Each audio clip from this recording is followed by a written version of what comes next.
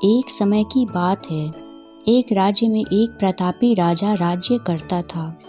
एक दिन उसके दरबार में एक विदेशी आगंतुक आया और उसने राजा को एक सुंदर पत्थर उपहार स्वरूप प्रदान किया। राजा वह पत्थर देखकर बहुत प्रसन्न हुआ।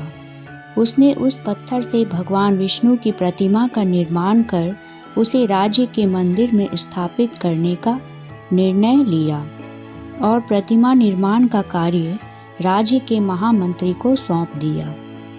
महामंत्री गांव के सर्वश्रेष्ठ मूर्तिकार के पास गया और उसे वह पत्थर देते हुए बोला, महाराज, मंदिर में विष्णु भगवान की प्रतिमा स्थापित करना चाहते हैं।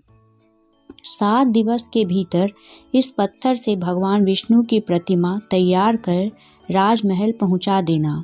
इसके लिए तुम्हें 50 स्वर्ण मुद्राएं दी जाएंगी। 50 स्वर्ण मुद्राओं की बात सुनकर मूर्तिकार खुश हो गया और महामंत्री के जाने के उपरांत प्रतिमा का निर्माण कार्य प्रारंभ करने के उद्देश्य से अपने औजार निकाल लिए। अपने औजारों से उसने एक हथौड़ा लिया और पत्थर तोड़ने के लिए उस पर हथौड़े से वार करने लगा, किंतु पत्थर जस का तस रहा। मूर्तिकार ने हथौड़े के कई वार पत्थर पर किए, किंतु पत्थर नहीं टूटा।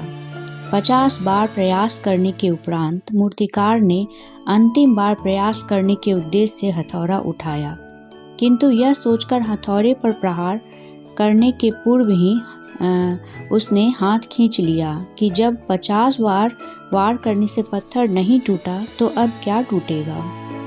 वह पत्थर लेकर वापस महामंत्री के पास गया और उसे यह कह वापस कर आया कि इस पत्थर को तोड़ना नामुमकिन है, इसलिए इससे भगवान विष्णु की प्रतिमा नहीं बन सकती। महामंत्री को राजा का आदेश हर स्थिति में पूर्ण करना था, इसलिए उसने भगवान विष्णु की प्रतिमा निर्मित करने का कार्य गांव के एक साधारण से मूर्तिकार को सौंप दिया। पत्थर लेकर मूर्तिकार ने महामंत्री के सामने ही उस पर हथौड़े से प्रहार किया और वह पत्थर एक बार में ही टूट गया। पत्थर टूटने के बाद मूर्तिकार प्रतिमा बनाने में जुट गया। इधर महामंत्री सोचने लगा कि काश पहले मूर्तिकार ने एक अंतिम प्रयास और किया होता तो सफल हो गया होता और 50 स्वर्ण मुद्राओं का हकदार बनता। सीख। कहानी से सीख। मित्रों, हम भी अपने जीवन में ऐसी परिस्थितियों से दो चार होते रहते हैं। कई बार किसी कार्य को करने के पूर्व या किसी समस्या के सामने आने पर उसका निराकरण करने के पूर्व ही हमारा आत्मविश्वास डगमगा जाता है और हम प्रयास किए बिना ही हार मान लेते हैं। कई बार हम 1-2 प्रयास में असफलता मिलने पर आगे प्रयास करना छोड़ देते हैं, जबकि हो सकता है कि कुछ प्रयास और करने पर कार्य पूर्ण हो जाता या समस्या का समाधान हो जाता।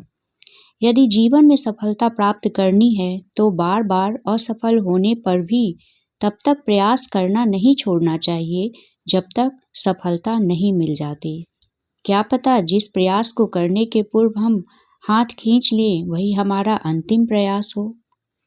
तो कैसी लगी है आप लोगों को ये कहानी? दोस्तों, अगर अच्छी लगी तो प्लीज़ वीडियो को लाइक कीजिएगा और चैनल को सब्सक्राइब कर लीजिएगा। चैनल का नाम स्टोरी चैनल है। Thank you friends.